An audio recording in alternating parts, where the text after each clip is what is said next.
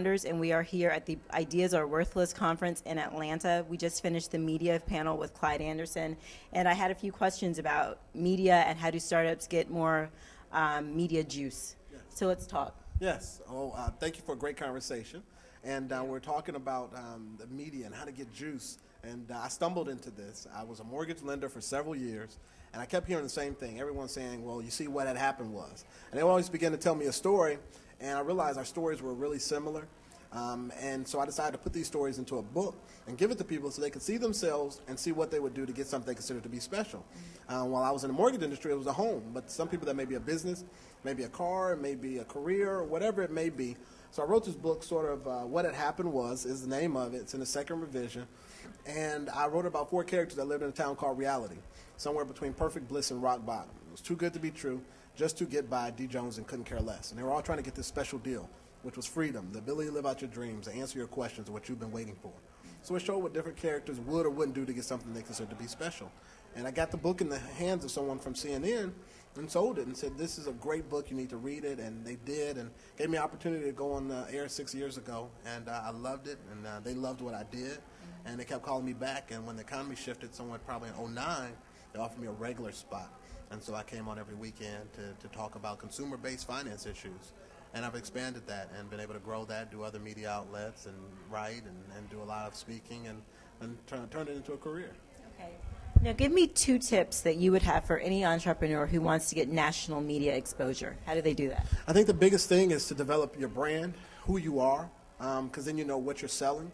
And it's easier to communicate that to other people what you're selling. So when you say brand, and I always say that the word gets thrown out there so much as far as your brand, but it's simply who you are.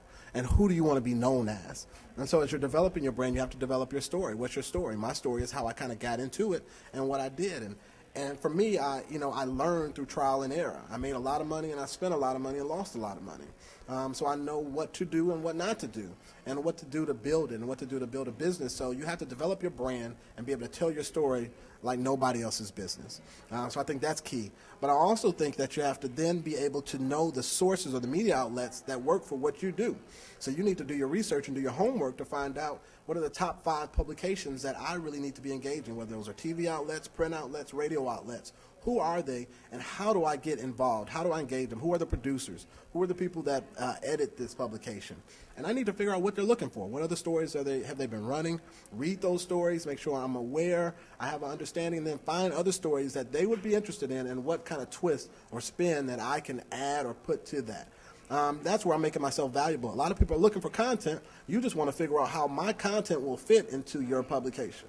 Okay, now when we were on the panel, you talked a little bit about going through 5 different PR people and how you came to eventually do your own PR.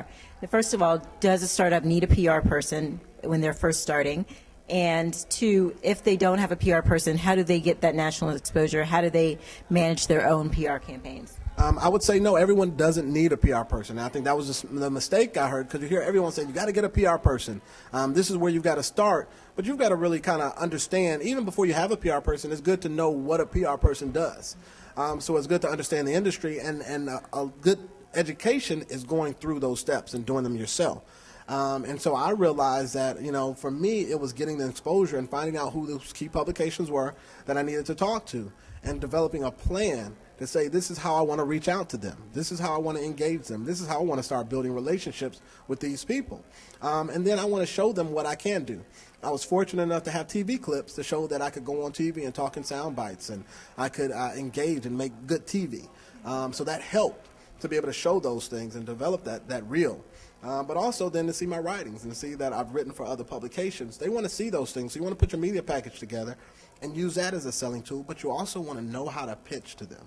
And so that pitching is so important, to be able to make it condensed, tell quickly who you are and why they need you for whatever that is, whatever there's print, radio, or television, why they need you, what you can bring to them, and then give them the maybe 5 top things that you can come on there and talk about that will add to that story. If it's a news outlets talk about the news that's current.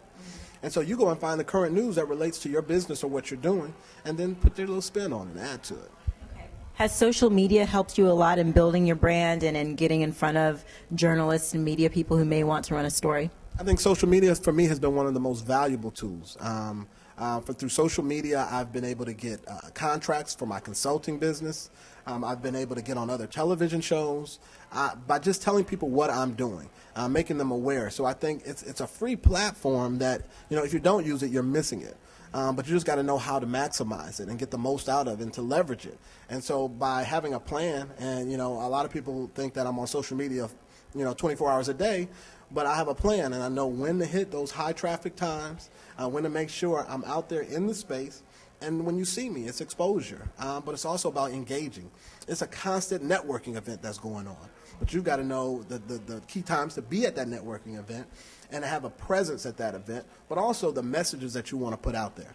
So, and you need to use them all differently. They're not all created equally, but the top 3 for me are Facebook, Twitter, and LinkedIn. You talked a little bit about Pinterest, which I'm just starting to use, which I heard is a dynamic tool, so I've signed up. I haven't engaged it as much, but I'm learning.